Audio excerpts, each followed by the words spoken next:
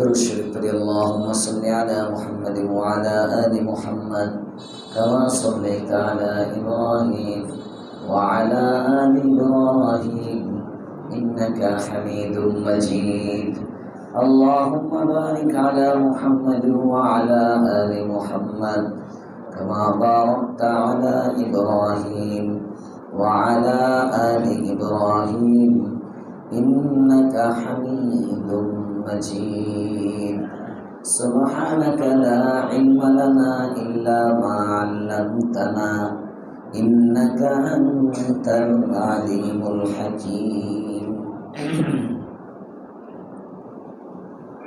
আল্লাহ পাক রব্বুল আলামিন রমজানের শেষ দিন পর্যন্ত মজলিসকে ধরে রাখার তৌফিক দেন, বলেন আমিন। কয়েকটা জিনিস, এটা সবই তো আল্লাহ তাআলার নিয়ন্ত্রণে, গোলামের কোনো ইখতিয়ার নেই। তোর মধ্যে সিহত আফিয়াত, এটা তো আল্লাহ তাআলার হাতে। যদি আল্লাহ মাফ করেন, এমন ভাবে গলা বন্ধ হয়ে যে শক্তি দিয়েও পারতেছি না, এখন তো শক্তি দিয়ে পারা যায়, তাহলে তো তার হবে না ইনশাআল্লাহ। আল্লাহ তুমি মজলিস শেষ পর্যন্ত করার তৌফিক দান করো, বলেন আমিন। আলোচনা চলতেছিল আমাদের হযরত মুসা আলা নবীনা ওয়া আলাইহিস সালাতু ওয়াস সালামের নিজের মানুষ ওনার বিরোধী, নাম তার, সবাই বলেন নাম তার কারুন। কারুন আল্লাহ পাক রব্বুল আলামিন তাকে নিয়ামত দিয়েছেন, তো নিয়ামত পাওয়ার পরেও সে মুসা আলাইহিস সালামের বিরোধিতা করলো হিংসার কারণে। কিসের কারণে? হিংসার কারণে। হিংসাটা কি? আমিও তো মুসার ভাই, পার্থক্য এটা, হারুন হইল আপন ভাই আর আমি হইলাম চাচাতো ভাই। চাচাও তো বাপের মতোই, চাচাতো ভাইয়েরও তো একটা গুরুত্ব আছে। মুসা তার উপদেষ্টা বানাইলো, এটা আমারই তো বানাইতে পারত, তার ভাইকে বানাইলো কেন, আমাকে না বানায়া? আল্লাহ পাক রব্বুল আলামিন জবাব দিলেন, ওয়া রাব্বুকা ইয়াখলুকু মা ইয়াশাউ ওয়া ইখতার। মুসার হাতে না, বরং আমি আল্লাহ যাকে চাই তাকে ক্ষমতা দান করি। সুবহানাল্লাহ। আমি আল্লাহ যাকে চাই তাকে পদে বসাই। এজন্য কারো পদ দেখে হিংসা করতে নেই, কারো পদ দেখে কি করতে নাই? হিংসা করতে নেই। তো কারণ হিংসার কারণে মুসা আলাইহিস সালামের বিরোধিতা শুরু করল। মানুষের মনে প্রথমে হিংসা সৃষ্টি হয়, এই হিংসার থেকে তারপরে শত্রুতা, একজন আরেকজনের দুশ্মন হয়, তখন গীবত করে, শিকায়েত করে, পরশ্রী কাতরতা, এর ছায়াটাও যেন দেখতে না পারে, ইত্যাদি ইত্যাদি অনেক কিছু সৃষ্টি হয় এই হিংসার থেকে। আর হিংসাটা হয় আল্লাহ প্রদত্ত নিয়ামত দেখে। হিংসা হয় কেন? আল্লাহ প্রদত্ত নিয়ামত দেখে। আল্লাহ পাক রব্বুল আলামিন মুসা আলাইহিস সালামের মাধ্যমে এবার কারুনকে দাওয়াত দিলেন। আল্লাহ তাআলার নিজাম, আল্লাহ কখনো ডাইরেক্ট আযাব দেন না, ডাইরেক্ট ধরেন না, আগে একটু সতর্ক করেন। সুবহানাল্লাহ বলবেন না? আল্লাহ তাআলা বলেন, ওয়ালা নুযীকান্নাহুম মিনাল আযাবিল আদনা দুনাল আযাবিল আকবার। বড় ধরার আগে একটা চটফট দিই, হালকা একটু কান মোলা দিই। ওয়ালা নুযীকান্নাহুম মিনাল আযাবিল আদনা, অবশ্যই অবশ্যই তোমাকে আমি আস্বাদন করাবো ছোট শাস্তি, ছোট আযাব, লঘু আযাব দেব তোমাকে। বড় শাস্তির পূর্বে, বড় বিপর্যয়ের পূর্বে, বড় কোনো বিপদের আগে তুমি উষ্টা খাইবা। চিন্তা করো, কেন উষ্টা খাইলাম? হোঁচট খাইবা, চিন্তা করো কেন হোঁচট খাইলাম। আরে আল্লাহ ওয়ালারা তো নিজের চলার জন্য যে ঘোড়াটা থাকতো, এই ঘোড়া যদি এক আল্লাহর, উনি ঘোড়াতে উঠতে গেছেন,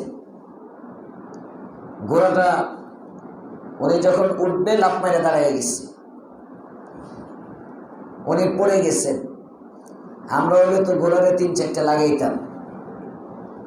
উনি পরে চিন্তা করতেছেন কি গুনাহ করলাম, কোন নাফরমানি আল্লাহ তাআলার আমার থেকে হইল, যে নাফরমানির কারণে আমি আল্লাহ তাআলার সাথে কোন অবাধ্যতা করলাম, যে অবাধ্যতার কারণে ঘোড়া আমার অবাধ্য হয়ে গেল। আমি মনে হয় মালিকের কোনো অবাধ্যতা করেছি, যে কারণে আমার অধীনস্থ, আমি তো একজনের অধীনে আছি। ঘুমাইতেছেন তো ঠিক কইলে কইেন ঠিক নাকি আপনাদেরও গলা ভাঙা? আমি তো একজনের গোলাম নাকি? তো আমি আমার মালিকের কোনো অবাধ্যতা করার কারণেই নিশ্চয়ই আমার অধীনে যে আছে সে আমার অবাধ্য। সে চিন্তা করে কি হইল, আমি তার কি অবাধ্যতা করলাম। এটা বহুত উপরের মাকাম, বহুত উপরের স্তর। যে কোনো জিনিসের দিকে আগে নিজেকে নিয়ে ভাবা। ওই যে হযরত ওমর রাদিয়াল্লাহু তাআলা বলছিলেন না, যদি একজন ব্যক্তি, এটা কামিল মুমিনের নিদর্শন, এর অর্থ এই না উনি আসলেই কোনো অপরাধ করছেন এজন্যই ঘোড়ার থেকে লাথি দিছে, আসলে বিষয় এটা না। তোমার সোচ, চিন্তাটা কত গভীর। এই যে চিন্তা, এইভাবে নিজের দোষের ফিকির করা। আমরা তো নিজের গুণের ফিকির করি, শুধু গুণের প্রচার প্রসার, দোষ কোথায় আছে খুঁজে দেখি না। কিন্তু আল্লাহ ওয়ালা যারা, ওনারা নিজেদের দোষ ফিকির করে। হার জিনিসের মধ্যে আমার ত্রুটি কোথায় চিন্তা করেন, আমার ত্রুটি কোথায়। আমাদের বাসায় যে কোনো বিপদ আসলে এই আমল আমি ছোটবেলাতে দেখি।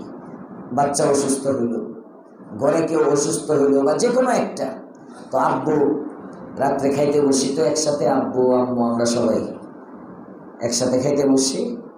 তো ওখানে জিজ্ঞেস করে এই বিপদটা কেন হইল, কেন আসলো, এটা এই সময়ে অসুস্থতাটা কেন হইল, খুঁজে বাইর করি আমাদের কোনো ত্রুটি আছে কিনা, আমাদের কোনো গুনার শাস্তি কিনা। গুনার শাস্তি হইলে আল্লাহর কাছে মাফ চাও, গুনার শাস্তি যদি না হয় সবর করো, সবর করো। এটা জীবনের একটা বড় শিক্ষা। তখন বোঝা যাবে ইমতিহান।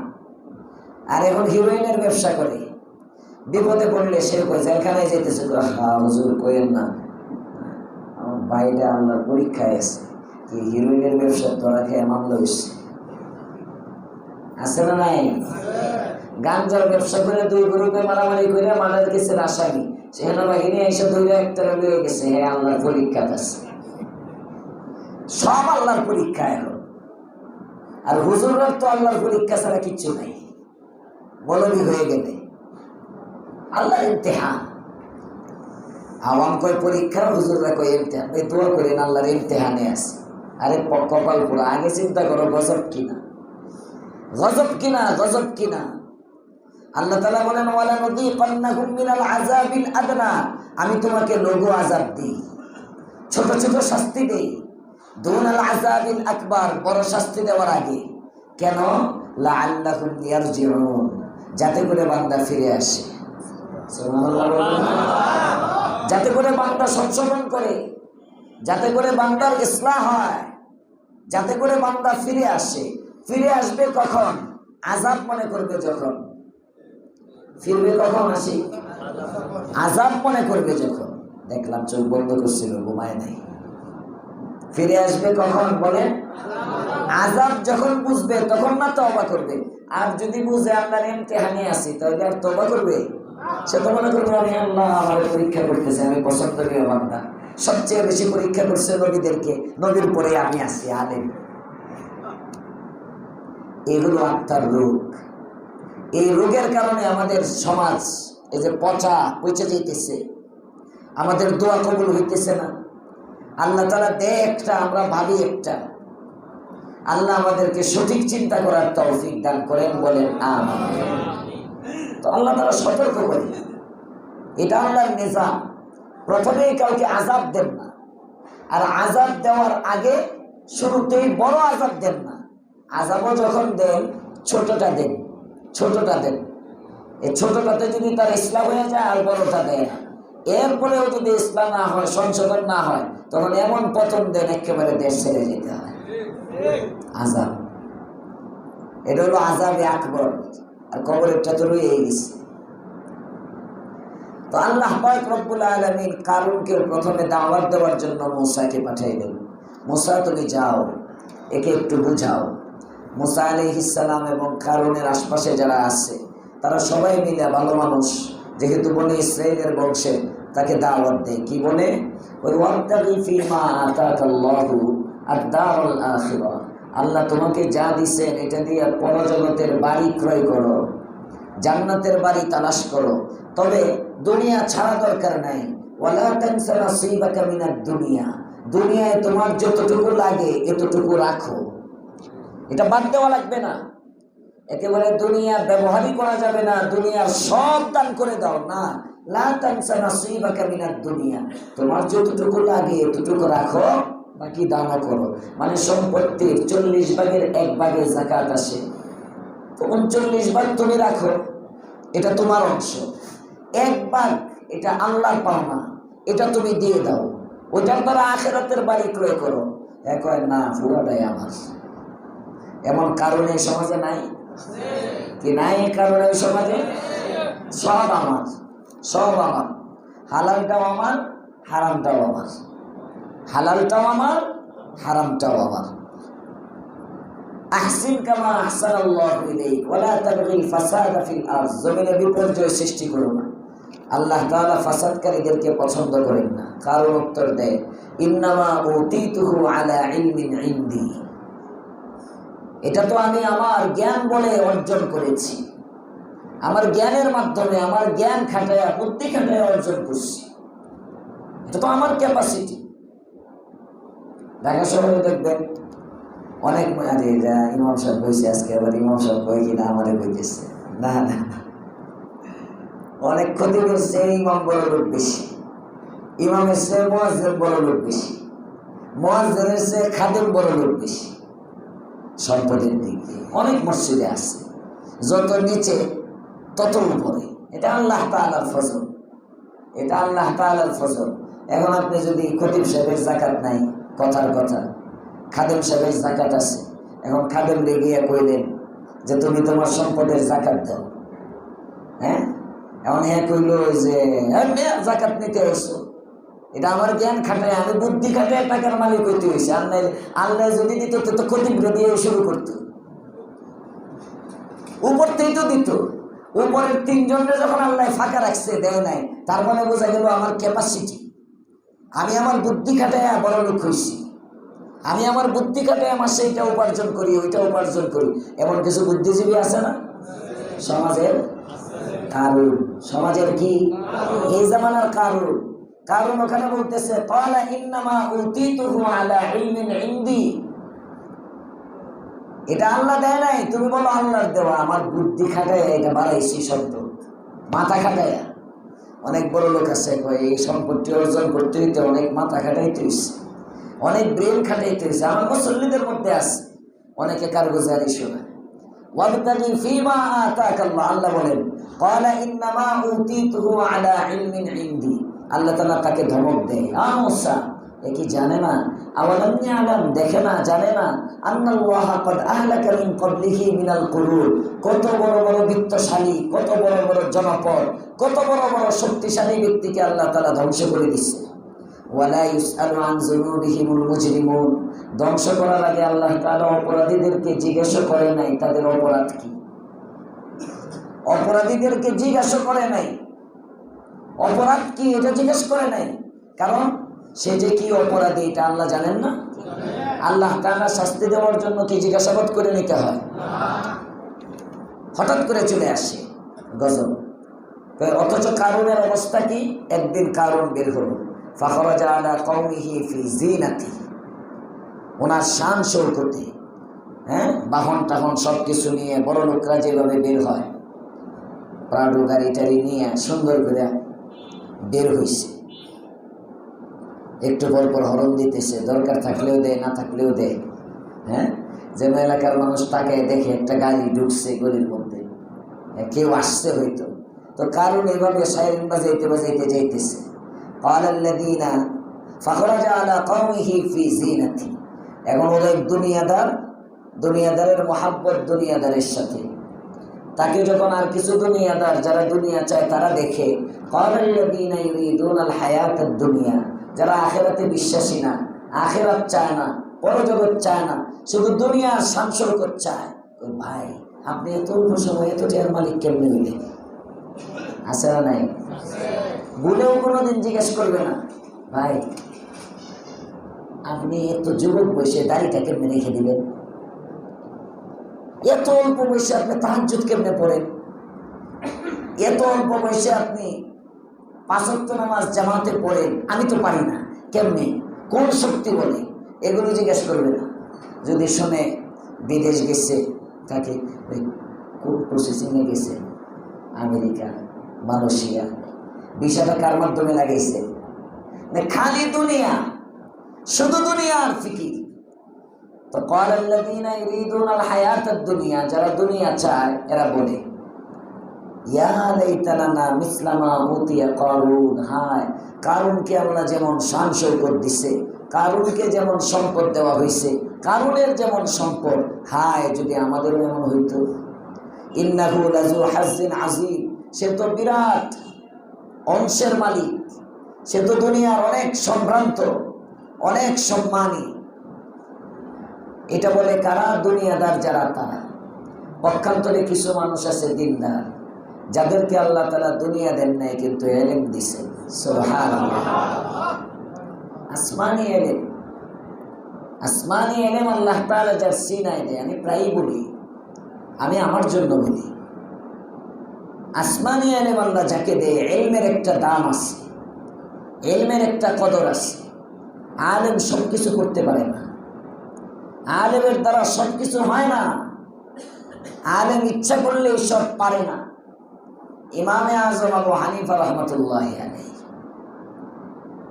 তাবেঈ ছিলেন, জামানার ইমাম ছিলেন। হায় হায় হায়, খলিফা মনসুর ওয়াফার পাঠিয়েছে, কাজীউল কুযা, প্রধান বিচারপতির পদ আপনার নিতে হবে।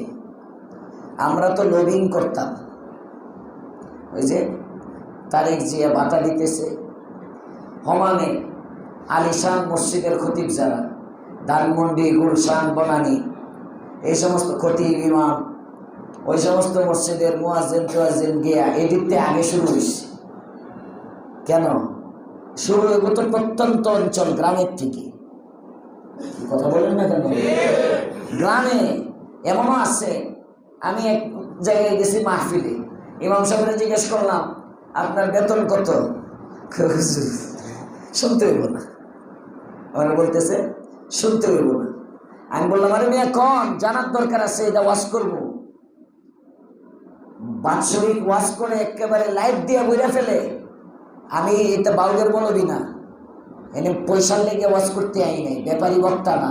আপনার কি ত্রুটি? আপনি যখন দেখছি এটা হুজুর কইেন না, 6 মণ কইরা দান দেয় 200 জনে, এটাই তার বেতন। 6 মাস পরে 6 মাস পরে 6 মণ দান।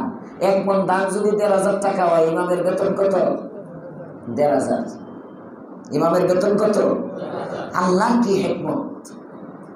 এক তাবলীগের সাথী ওই মাহফিলে বয়ানের আগে দিয়ে আমার কাছে আসছে, বয়ানের আগে দিয়ে আয়সা আমার সাথে মুসাফা করে তারপরে বসছে, বসে কয়, হুজুর একটা বিষয় একটু, আপনি ঢাকা থেকে আসছেন, যদি একটু ইসলাহ করে দিতেন, একটু বললে ভালো হইতো। কি? আমাদের ইমাম সাহেব তো সুদে টাকা লাগায়। বুঝলেন না? আমাদের ইমাম সাহেব তো কি করে? মাইক দেয় নাই? আবু সাইদ ভাই, একটু মহিলা পয়েন্টের থেকে ফোন আসছে নাকি? বোধ দেন, বুঝি এরা তো আবার মনে করবো হুজুর বোধ স্টক করছে, এখনো ভয় নাই, তাড়াতাড়ি দাও, 15 মিনিট হয়ে গেছে। ও লাইন খোলা। কষ্ট হইতেছে আপনাদের? এখন তো অফিস টফিসও নাই, ছুটি, বসবেন, ইবাদত করবেন শেষের 3 দিন। আল্লাহ কবুল করুক, বলেন আমিন। হুজুর ইমাম সাহেব তো শুধু টাকা লাগায়। পরে আমি বললাম যে মারাত্মক। এই ইমামের পিছনে নামাজ হবে? আমি বললাম, যে সমস্ত মুসল্লিরা ইমামের বেতন দেয় ১,৫০০ টাকা, তাদের নামাজ এই সুদখোরের পিছনে হয়ে যাবে। হয়ে গেছে একেবারে, মানে তাকে মানে হুজুর, আমি বলছি তো ইমামের প্রয়োজন নাই, ইমামের হাজত নাই। ১,৫০০ টাকা দিয়ে আপনি কয়দিন চলতে পারেন? ১৫,০০০ টাকা ইমামের বেতন দেবেন। এরপরে যদি ইমাম সুদ খায়, এই ইমামের কানটা ধরে বের করে দিবেন হারামের জন্য। এর অর্থ এই না যে সুদখোরের পিছনে নামাজ জায়েজ। তো আমি বললাম, তারে আর কি তারে দিয়ে ধরলাম। মানুষ অসঙ্গতিগুলো করে কেন? অভাবের স্বভাব নষ্ট, অভাবের স্বভাব নষ্ট। মৌলবী তো আর নবী না, নাকি নবী? কথা বলে না। ইমাম সাহেব নবী, খতিব সাহেব নবী, মুয়াজ্জিন সাহেব নবী? নবী না যখন, আপনিও মানুষ যেমন, আপনি যে স্তরের উনি ওই স্তরে। পার্থক্য এতটুকু, তাকে আল্লাহ ইলম দিচ্ছে, আপনাকে দেয় নেই। তো দুনিয়ার প্রয়োজন তারও আছে, তো আপনি একটা সম্মানজনক। তার অর্থ এই না আপনি তার সব চাহিদা পূরণ করবেন না। এখন যদি কোনো ইমাম বলে যে আমার চাহিদা পূরণ হইতেছে না, আমি মসজিদে সময় দিতেছি না, আপনারা আমার সব চাহিদা পূরণ করেন, তুমি আরেকখানে যাওগা যেখানে তোমার চাহিদা পূরণ করতে পারে। আমাদের নাই সামর্থ্য। খতিব সাহেব কথার কথা চাহিদা পূরণ করতে পারে না। হ্যাঁ, 1,00,000 টাকা লাগবে চাহিদার জন্য। কমিটি বলে দিবে যে আপনার চাহিদা আমরা পূরণ করতে পারতেছি না, আপনি এই যতটুকু আমরা পারি আমাদের সামর্থ্য অনুযায়ী আপনাকে আমরা দিব, আর আপনি মসজিদের হক আদায় করতে হবে। এই হাদিয়া কম, এটার অজুহাতে আপনি মসজিদের হক নষ্ট করা যাবে না, মসজিদের সময় কম দেওয়া যাবে না। মসজিদকে নিজের মনে করে থাকবেন, না থাকলে দেখি আমরা আরেকজন লোক আপনি সালাম জানগা।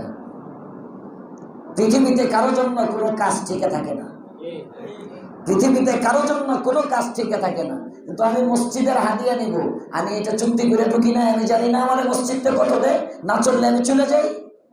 মসজিদের হাদিয়া গ্রহণ করব, আর মসজিদের হক আদায় করব না, আমাদের এই টাকা তো হারাম। এটার মধ্যে ভেজাল আছে। আল্লাহ আমাদেরকে বোঝার তৌফিক দেখ, বলেন আমিন। আপনার খতিব সাহেব সবসময় 10-15 মিনিট বাড়াই আওয়াজ করে, দায়িত্ব যা তার চেয়ে একটু বেশি। জুমার বয়ান শেষ হওয়ার লেখা একটা 5-এ, শেষ করি একটা 20-এ, মাঝে মাঝে 29-এ। হ্যাঁ, একটু বাড়াই দিই, জায়েজ করার লেগে, জায়েজ। আল্লাহ পাক আমাদের সকলকে দরদ দান করেন, বলেন আমিন। ইলম যাদেরকে আল্লাহ তাআলা দেয়, তারা সবকিছু পারে না, অনেক অভাবে থাকে, তারা ইলমের শানে বলে না, পদপদবীর পিছনে দৌড়ায় না। তারিখ জিয়া টেয়া দিতেছে, যার যার লবিং আছে, আছে, এটা নিয়েও লবিং শুরু করছে 5,000 টাকার লেগে। মৌলবী কত বেগাইরত, আত্মমর্যাদা বোধ কোন জমিনে দাফন করছে খুঁজে পাইতেছে না। আর না হইলে গ্রামে গঞ্জে যে সমস্ত অল্প বেতনগুলো আছে, যদি শহরের কোনো এমপি সাহেব বলে হুজুর আপনারটা আগে দেন, যে সবারটা কি দিতেছে না, দাপে দাপে যাবে। তুই আলেম না পরামর্শ দিবে, আমরা তো শহরে আছি, শহরতলিতে আছি, আশপাশে আছি, আলহামদুলিল্লাহ আমাদের বেতন ক্লিয়ার আছে, কম বেশ যাই হোক আমাদের হাতে আছে। গ্রামে গঞ্জে অনেক জায়গায় ইমামে বেতনই পায় না, ওই বেচারাকে দিয়ে শুরু করে। এটা না প্রস্তাব দেওয়ার কথা, কথা বলেন ঠিক না বেঠিক? পারে না, 3 জনেরটা 1 জনে নিবে, দুনিয়ার লোক। হযরতে ইমামে আযম আবু হানিফা রাহমাতুল্লাহ আলাইহির কাছে ওয়াফার আসছে খলিফা মনসুরের পক্ষ থেকে, আপনি কাজীউল কুযাত হন, প্রধান বিচারপতি হন। ইমামে আযম আবু হানিফা বলেন, জীবন চলে যাবে কিন্তু এই পদ আমি নেব না। আরো আসতে বল সুবহানাল্লাহ। ইলমের একটা আত্মসম্মান বোধ। শেষে কি হলো, কাজীউল কুযাত যখন হইব না, আমারে অপমান করলো, আমি পদ দিতে চাইলাম, নিল না, আমাদের বৃদ্ধাঙ্গুলি দেখাইলো, এ মৌলবী 1.5 টাকার মোল্লা, আচ্ছা এরে জেলখানায় নাও। ইমামে আযম আবু হানিফা জেলখানায়। শেষ দিকে ইমামে আযমের খানা বন্ধ, ইমামে আযমের খানা বন্ধ করে দিচ্ছে।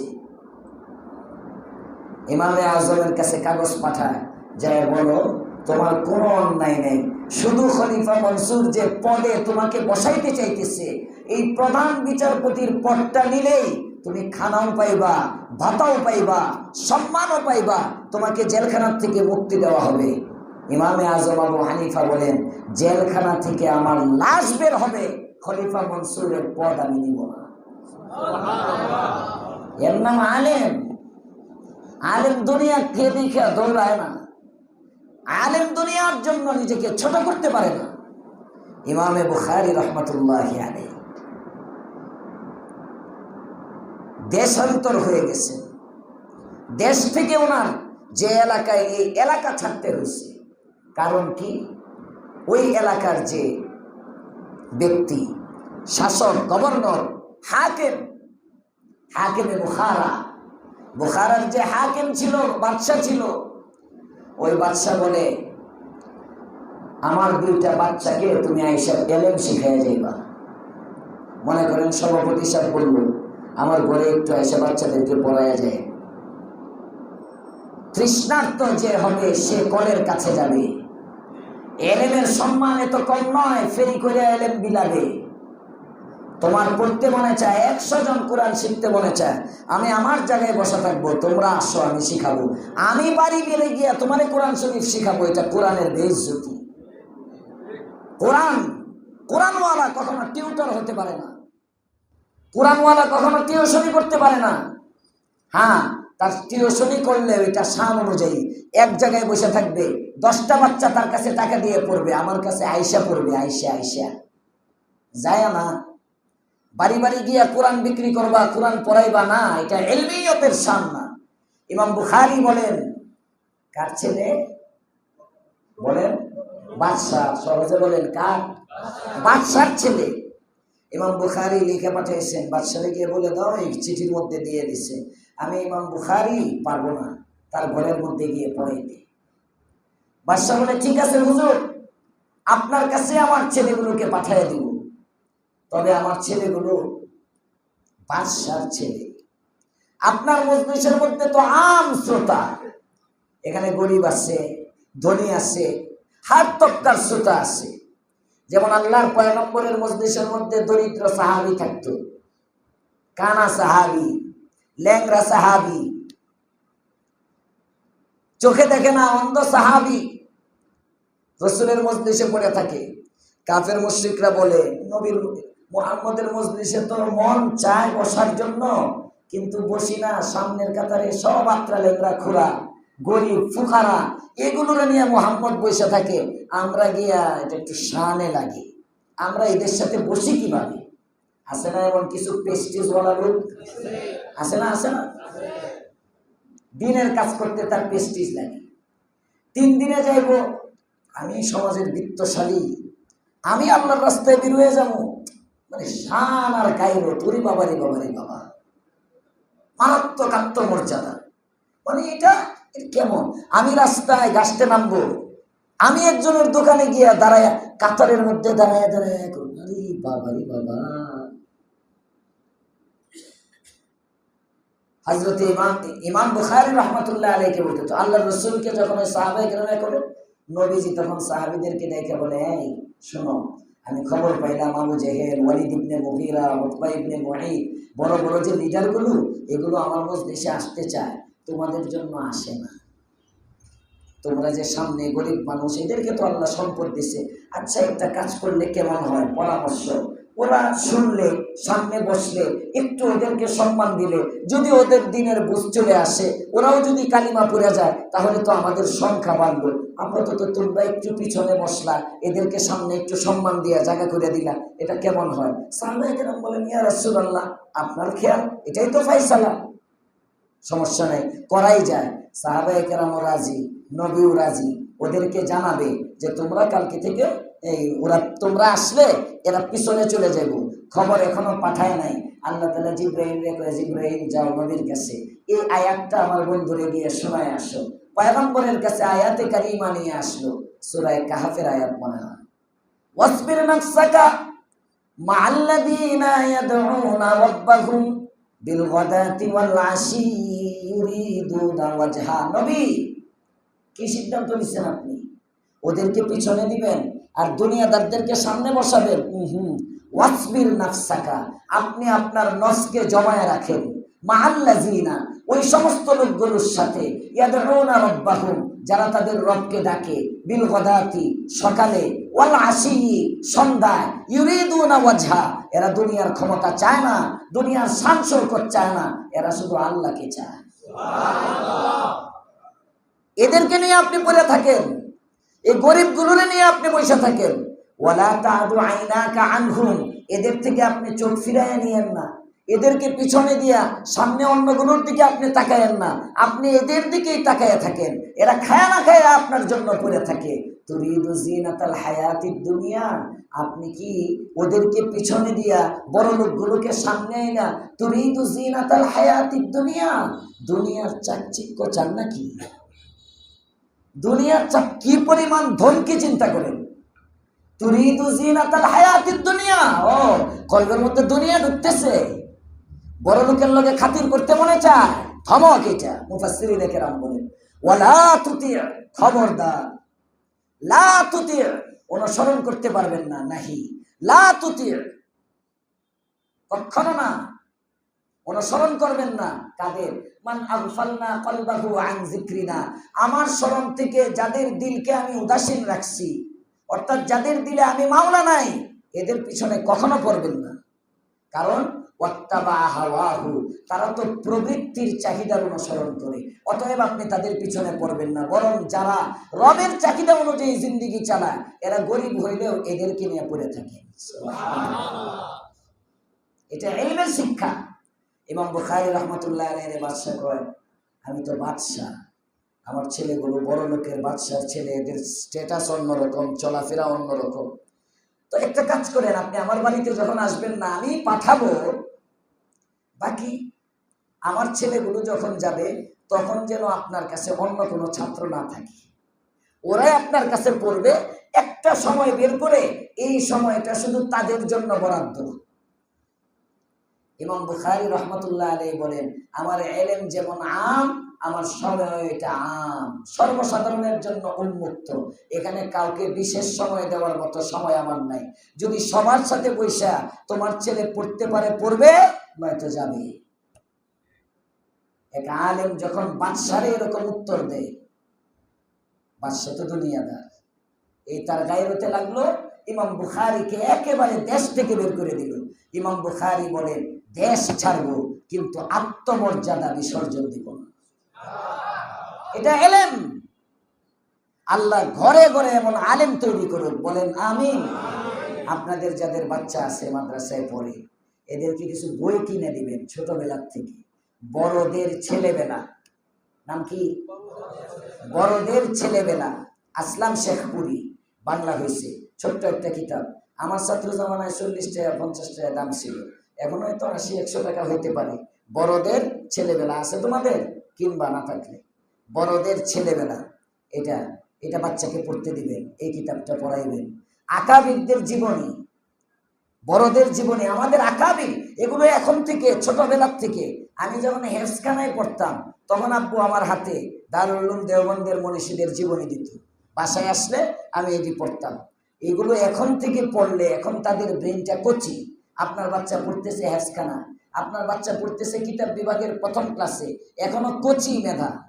এখন যদি তার যেখানে আকাবিরদের রং, আলেমের শান কেমন হওয়া চাই, এটা ঢুকাইয়া দিতে পারেন, তাহলে এক সময় আপনার সন্তানটা সব ছাড়বে, নিজের ইলম আর আত্মমর্যাদা বিসর্জন দিবে। আল্লাহ আমাদের সকলকে ফিকির করার তৌফিক দেন, বলেন আমিন। তো ইলমওয়ালা যাদেরকে আল্লাহ ইলম দেয়, ইলমের দাম সবচেয়ে বেশি।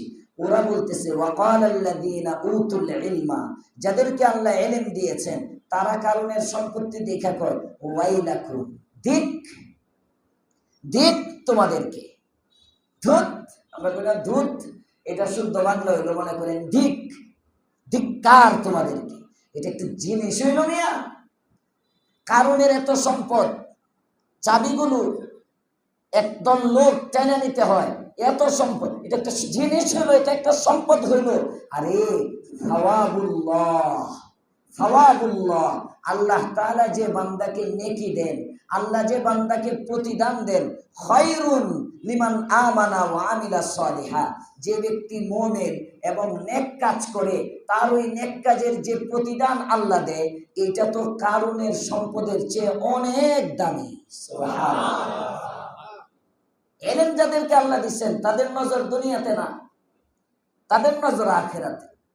কারণের এটা কোনো সম্পদ হইল? একটা সেজদার সামনে এটার কোনো দাম হইল? একবার সুবহানাল্লাহর সামনে এটা কোনো বিষয় হইল? এই পুরা পৃথিবী যদি দিয়ে দেয়, একবার আল্লাহর সামনে 7 আসমান 7 জমিনের কোনো দাম হইল নাকি? কিচ্ছু না। হাদিসের মধ্যে আসছে আল্লাহর রাসূল ময়দানে মাহশরে জাহান্নামের ফয়সালা হবে। পয়গম্বর যাবেন, একটা কাগজ হাতে নেবেন, পাতলা একটা ছোট্ট কাগজ আমলনামার মধ্যে ছেড়ে দিবেন, ডান পাল্লা সাথে সাথে ভারী হয়ে যাবে। সুবহানাল্লাহ। জিজ্ঞেস করবে কি ছাড়ছেন, কি রাখছেন, কি দিলেন, এটা কি? উত্তর আসবে, এই তোর জীবনে কোনো আমল নাই, তবে কালিমা লা ইলাহা ইল্লাল্লাহ এটা যে পড়ছিলি এটার মধ্যে কোনো ভেজাল নাই। সুবহানাল্লাহ। ইখলাসের সাথে কালিমা পড়ছিলি একবার, ওই কালিমাটাই শুধু কাগজে লেখা, তোর সারা জিন্দেগির সব গুনাহ পাল্লা ভারী হয়ে গেছিল, শুধুমাত্র কালিমাটা পাল্লার মধ্যে রাখার সাথে সাথে ডান পাল্লা ভারী হয়ে গেছে। এই কালিমাটা মালাক বিহীন না, এই সব কিছুকে হেলায়া দিবে, নাড়াইয়া দিবে, কালিমার পাল্লা ভারী হয়ে যাবে। একবার কালিমা 7 আসমান 7 জমিন এতটুকুর মাঝে যা আছে, তাসবিহাতুন, একটা তাসবিহ 7 আসমান 7 জমিন এর মাঝে যা আছে সবকিছুর চেয়ে দামি। সুবহানাল্লাহ। আহলে ইলম যারা তারা বলবে সাওয়াবুল্লাহি খায়রুন লিমান আমানা ওয়া আমিলা সালিহা। তবে এই প্রতিদান পাবে কারা? ওয়ালা ইউলাক্কাহা ইল্লা সাবিরুন। এই মর্যাদার আসনে পৌঁছার জন্য ধৈর্য ধরতে হবে। সুবহানাল্লাহ।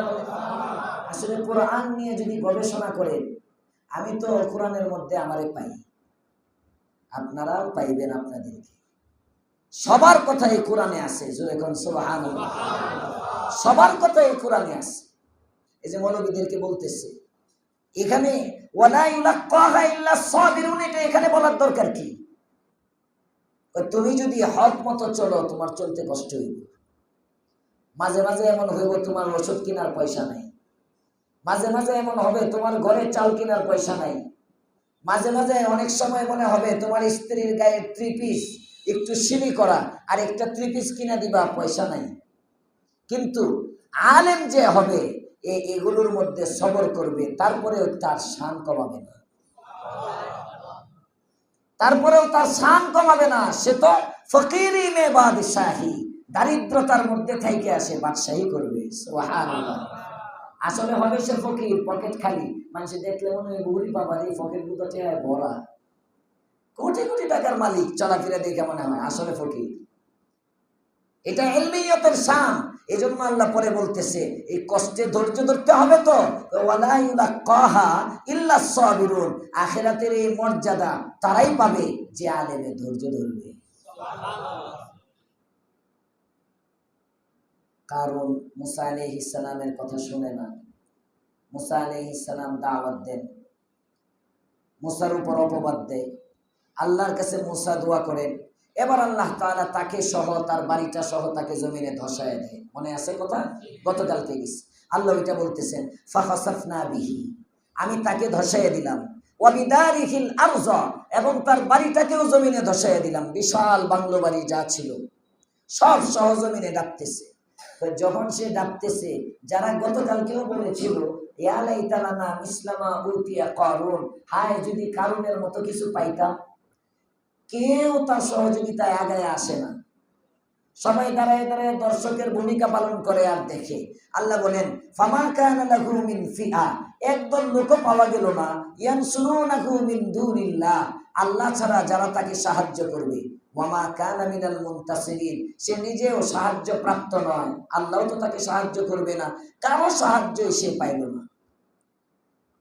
যে লোকগুলো আগের দিন কারুনের প্রশংসা করেছিল, এই লোকগুলো কারুনের ধ্বংস দেখে পরের দিন বলে ওয়া আসবাহাল্লাযীনা তামান্নাউ মাকানাহু বিল আমসি, গতকালকে যারা কারণের স্থানে যাওয়ার আশা করেছিল তারা পরদিন সকালবেলা বলে ইয়াকুলুন ওয়াইকা আন্নাল্লাহ, দেখছো দেখছো সম্পদের মালিক আসলেই আল্লাহ। সুবহানাল্লাহ, সম্পদের মালিক আসলেই আল্লাহ।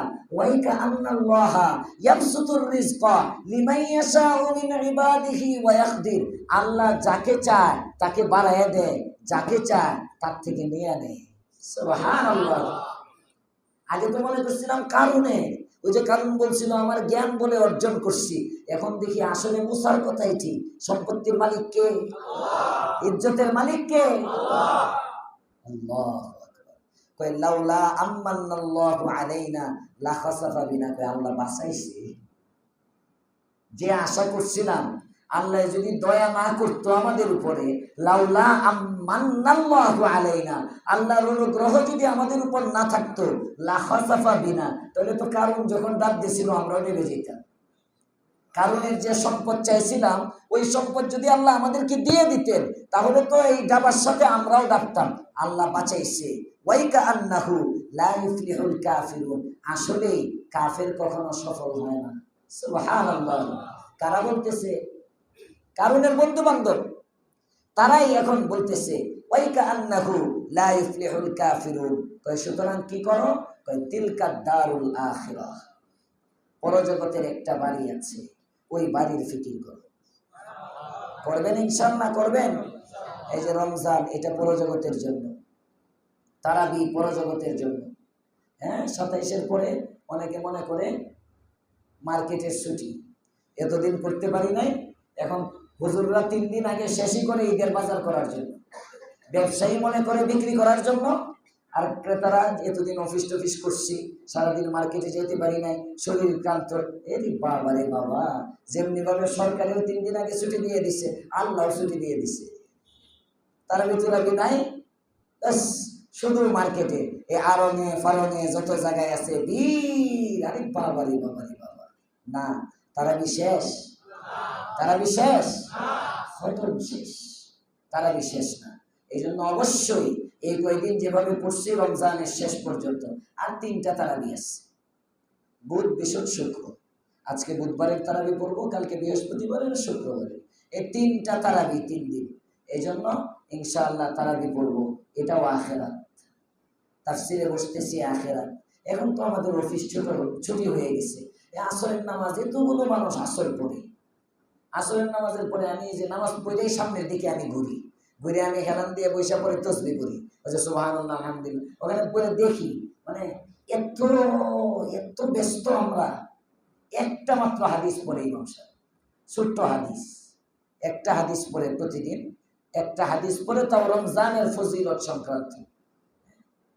চাপ দিয়ে মানুষগুলো উঠে যায়, নামাজ পড়লেই উঠে চলে যায়। কেন ভাই?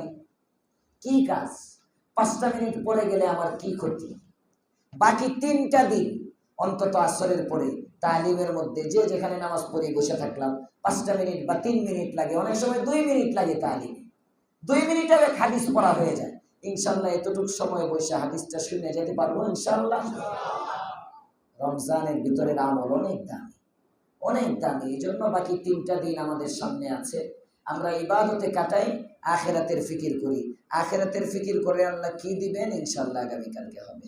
সুবহানাল্লাহি ওয়া বিহামদিহি, সুবহানাকাল্লাহুম্মা ওয়া বিহামদিক, আস্তাগফিরুকা ওয়া আতুবু ইলাইক।